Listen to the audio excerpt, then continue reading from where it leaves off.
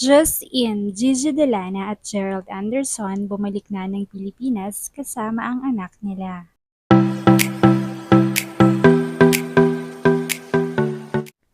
Muli na namang pinukaw ang atensyon ng mga netizens patungkol kina Gigi Delana at Gerald Anderson matapos ang kanilang revelasyon patungkol sa pagkakaroon nila ng lihim na relasyon.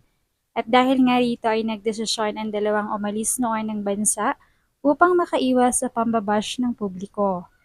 Masayang nanirahan sina Gerald at Gigi sa Amerika na walang iniisip, subalit natapos na ang oras nila ng pamamalagi roon at kinakailangan nilang bumalik sa Pilipinas. Samantala nitong araw nga lamang na ito ay spotted na nga sina Gerald Anderson at Gigi Delana na dumating sa airport. Magkasunod nga lamang dumating ang dalawa. Ayon sa aming source ay nauna ang flight ng anak nila kasama ang yaya nito at bodyguard.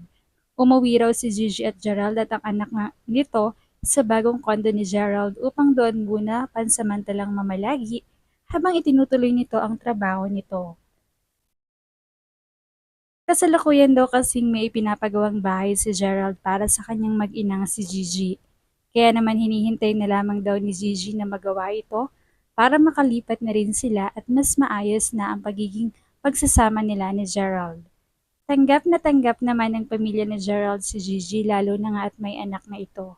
Ayon sa mga ito isusuportahan nila si Gerald dahil tao lang din naman si Gerald at nagkakamali rin ito.